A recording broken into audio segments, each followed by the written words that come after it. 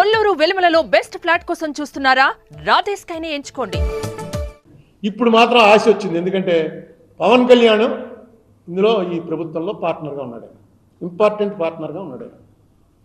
ఆయన ఒక్కసారి ఆ సినిమా ఇది తిప్పుతారు కదా, రింగులు తిప్పితే ఫ్లాష్ బ్యాక్లోకి వెళ్తారు. ఒక్కసారి పవన్ కళ్యాణ్ గారు ఫ్లాష్ బ్యాక్లోకి వెళ్ళండి అని మొన్న డిసెంబర్ 6వ తారీఖు, అంటే 2 నెలలు అయింది, డిసెంబర్ 6వ తారీఖున ఇంకో లెటర్ రాశాను. ఆ లెటర్ మీకు అందరికీ వచ్చే ఉంటుంది. వెంటనే మీకు పంపాను. 2 రోజులు ఆగి దుర్గేష్ చెప్పాను, ఇదిగో లెటర్ పంపుతున్నాను, ఇది పవన్ కళ్యాణ్ గారు, ఆయన మామూలుగా ఇలాంటి లెటర్లు బోల్డ్ వస్తూ ఉంటాయని పక్కన మారేస్తాడేమో అని దుర్గేష్కి ఒక కాపీ పంపించాను. ఆ లెటర్లో క్లియర్గా ఆయన ఎందుకు దీనికి నిలబడవలసి వచ్చి ఇప్పుడు మీకు చెప్పిందంతా లెటర్లో చెప్పాను. నేను పవన్ కళ్యాణ్ గారిని కోరేది ఏంటంటే, ఇంక 2 రోజులు అసెంబ్లీ ప్రారంభమవుతుంది. ఈ అసెంబ్లీ ప్రారంభమైనప్పుడు అందరూ కలుస్తారు. మీ ప్రమేయం లేకుండా అసెంబ్లీ ఏం జరగదు. ఖచ్చితంగా ఆ రోజున మనం ఏమనుకున్నాము, ఏపీ రీఆర్గనైజేషన్ చేయటం పార్లమెంట్లో, లోక్సభలో మనకు జరిగినటువంటి తీవ్రమైన అవమానం. ఎందుకంటే మీరందరూ ఎంత ఉద్యమం చేశారో మీకు తెలుసు, మీరే సాక్షులు. అన్ని పేపర్లు, అన్ని టీవీ ఛానల్స్, అన్ని కాలేజీలు, అన్ని స్కూళ్ళు, ఎన్జిఓలు, లాయర్లు, మేము పొలిటీషియన్స్, మాకైతే రోజు మాకు చేత్కారాలు, బూతులు తిట్టించుకోవడాలు.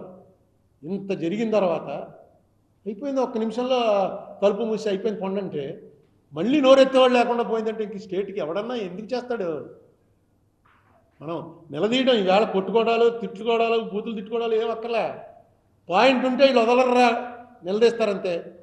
ఎంతకాలం అయినా సరే దీన్ని వదలరు అనేటువంటిది ఒక వెళ్ళాలి. ఒక ఆంధ్రాలో కూడా మగాడు ఉన్నాడు రా, ఇదిగో వచ్చాడు పవన్ కళ్యాణ్.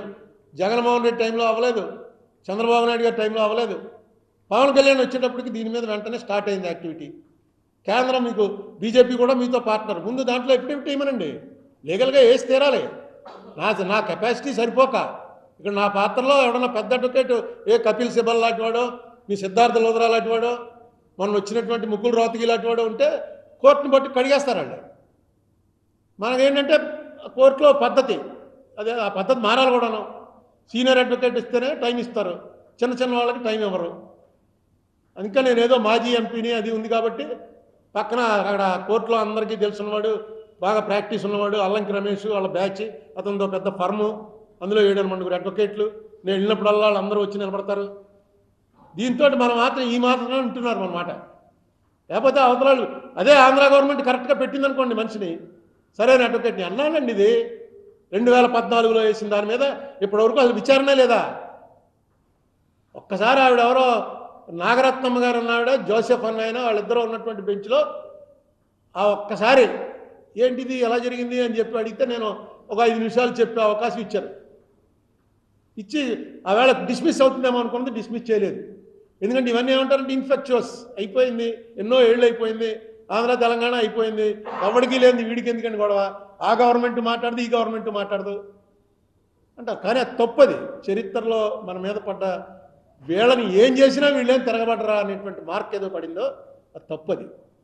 ఇవాళ పవన్ కళ్యాణ్ గారి మీద నాకు ఎందుకు నమ్మకం ఉందంటే, నాతో ఆయన చాలా డీటెయిల్డ్గా మాట్లాడాడు. ఆయన డెఫినెట్గా ఈ రోలో మనిషి కాదు, కొత్త మనిషి కాబట్టి చట్ట ప్రకారం మాట్లాడచ్చు. నెక్స్ట్ ఆయనకి ఏవి కూడా దాని ఏమంటారంటే స్కెలిటన్స్ ఇన్ కబోర్డ్స్ అంటారు. అంటే మనకేమన్నా అస్థిపంజరాలు ఉంటే వెనకాల బీరువాలో, అంటే దాని అర్థం ఏంటంటే మన వెనకాల ఏమన్నా స్కాములు, మన వెనకాల ఏమన్నా కేసులు ఇలాంటివి ఉన్నాయనుకోండి, అది విప్పి తీస్తారని మాట్లాడకుండా ఊరుకుంటారు.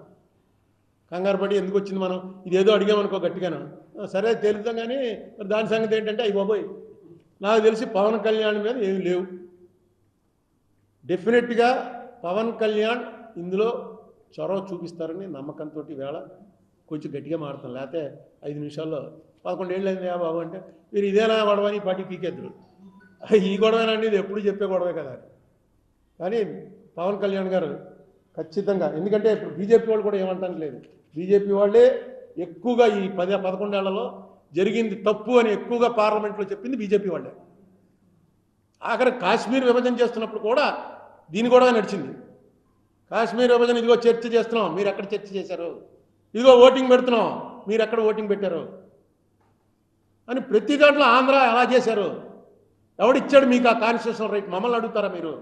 అని ప్రతి దానికి రాజ్యసభ, లోక్సభ, మోడీ, అమిత్ షా ఇన్నిసార్లు అన్నా కూడా మనం దాని మీద చర్చ అడగాలి పార్లమెంట్లో, కోర్టులో ఎప్పుడెట్ వేయాలి.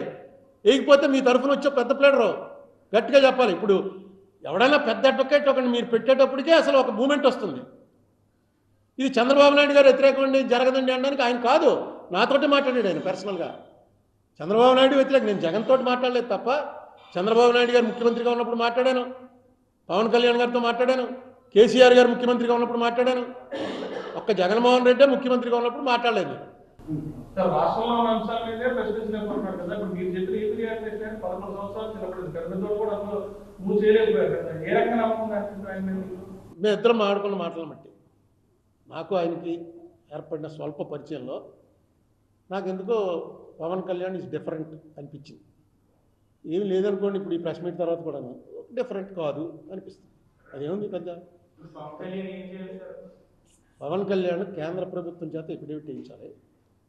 రాష్ట్ర ప్రభుత్వంలో అడ్వకేట్ జగన్మోహన్ రెడ్డి వేసిన ఎఫిడేవిట్ ఏదైతే ఉందో ఎఫిడేవిట్ చాలా విపులంగా డీటెయిల్గా వేసాడు. ఆ ఎఫిడేవిట్కి సపోర్ట్ చేయండి. ఇప్పుడు అదేదో కరెంటు కొనుగోలులో జగన్మోహన్ రెడ్డికి 2,000 3,000 కోట్లు అంది అని వచ్చిందా? పేపర్లో వచ్చింది కదా.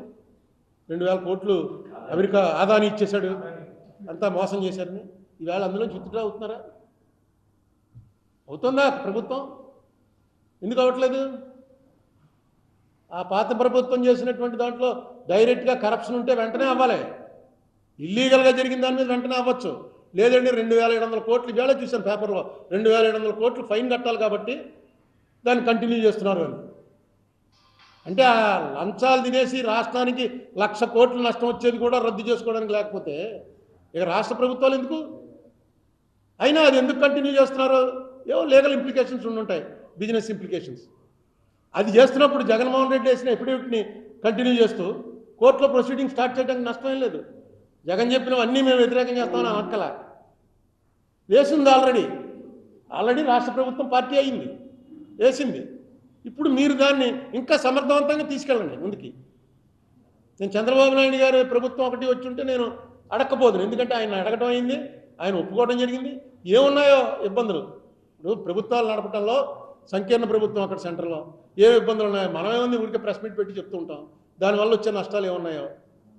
కానీ ఈవేళ ఆయన ఒప్పుకున్న విషయం, ఆయన మీద ఆధారపడి ఉన్నటువంటి ప్రభుత్వం అక్కడ, ఇంతకన్నా మంచి అవకాశం ఆంధ్ర రాష్ట్ర ప్రజలకి ఇంకెప్పుడు రాదు. సుమన్ టీవీలో మీ పర్సనల్ అండ్ బిజినెస్ ప్రమోషన్స్ కోసం కింది నెంబర్కి కాంటాక్ట్ చేయండి.